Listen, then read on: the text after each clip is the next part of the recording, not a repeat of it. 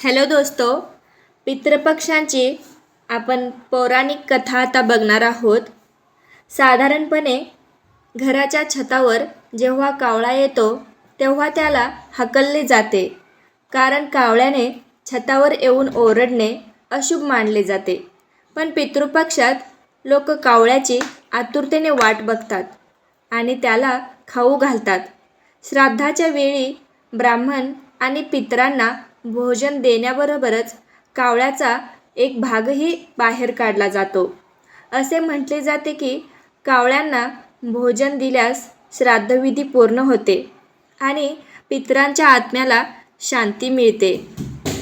पौराणिक कथेनुसार इंद्राचा मुलगा जयंत हा कावळ्याचे रूप धारण करणारा पहिला होता. ही कथा त्रेतायुगाशी संबंधित आहे. जेव्हा भगवान श्रीराम पृथ्वीवर अवतरले होते त्यावेळी जयंतने कावळ्याचे रूप धारण करून माता सीतेच्या पायाला चोच मारली. तेव्हा भगवान श्रीरामने जयंताच्या डोळ्यावर बाण मारला. जेव्हा त्याने आपल्या कृत्याबद्दल क्षमा मागितली तेव्हा रामने त्याला वरदान दिले की पूर्वजांनी त्याला अर्पण केलेले अन्न मिळेल. तेव्हापासून श्राद्धाच्या वेळी कावळ्यांना भोजन देण्याची परंपरा सुरू झाली. यामुळेच पितृपक्षात श्राद्ध करताना कावळ्यांना प्रथम भोजन दिले जाते. अशाच प्रकारे आपण आता पौराणिक कथा काय आहे ते बघणार आहोत. पितृपक्षाच्या लोककथेनुसार जोगे आणि भोगे हे दोन भाऊ होते. दोघेही वेगळे राहत होते. जोगे श्रीमंत होता आणि भोगे गरीब होता. दोघांमध्ये प्रचंड प्रेम होते. जोगेच्या पत्नीला संपत्तीचा गर्व होता, पण भोगेची पत्नी अत्यंत साधी मनाची होती. जोगेच्या पत्नीने त्यांना पितरांचे श्राद्ध करण्यास सांगितले तेव्हा जोगेने ते व्यर्थ कार्य आहे असे समजून टाळण्याचा प्रयत्न केला. परंतु त्याच्या पत्नीला समजले की त्यांनी हे केले नाही तर लोक गोष्टी घडवून आणतील. मग तिला आपल्या माहेरच्या लोकांना मेजवानीसाठी आमंत्रित करण्यासाठी ही संधी योग्य असल्याचे वाटले. तरी ती म्हणाली, तुम्ही कदाचित मला त्रास नको म्हणून असे म्हणत असाल, पण मला यात काही त्रास होणार नाही.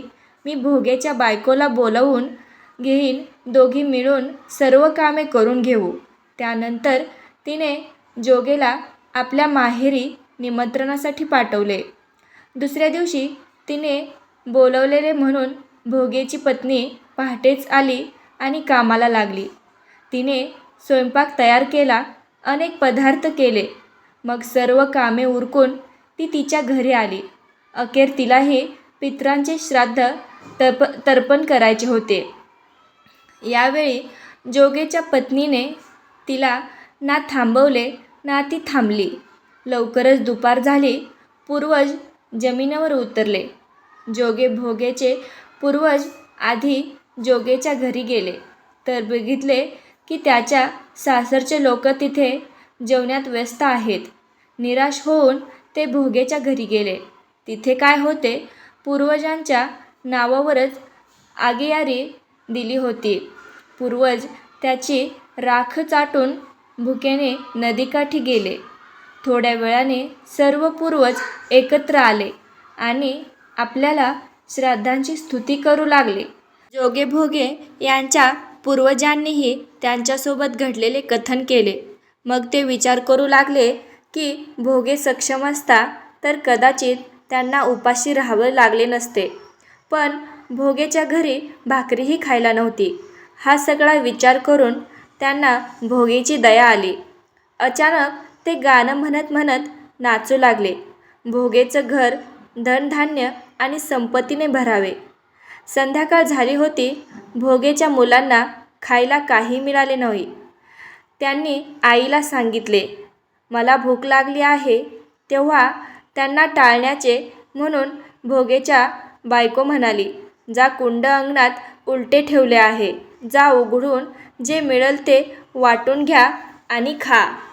मुलं तिथं पोहोचल्यावर काय बघितलं की टाकी धनाने भरली आहे. ते आईकडे धावत धावत आले आणि सर्व काही सांगितले. अंगणात गेल्यावर भोगेच्या पत्नीने हा सर्व प्रकार पाहिला तेव्हा तिलाही आश्चर्याचा धक्का बसला. अशा रीतीने भोगे श्रीमंत झाला, पण पैसा मिळाल्यावर तो अहंकारी झाला नाही. दुसऱ्या वर्षी पितृपक्ष आला. श्राद्धाच्या दिवशी भोगेच्या पत्नीने 56 प्रकारचे पदार्थ बनवले. ब्राह्मणांना बोलवून श्राद्ध केले, भोजन केले, दक्षिणा दिली. सोन्या चांदीच्या भांड्यामध्ये भाऊ वहिनींना जेवण दिले. यामुळे पूर्वज अत्यंत आनंदी व समाधानी होते. अशा प्रकारे ही एक पौराणिक कथा आहे, जी पितृपक्षांना जेवण का घालावे आणि त्याचे पुण्य काय आहे हे आपल्याला समजते.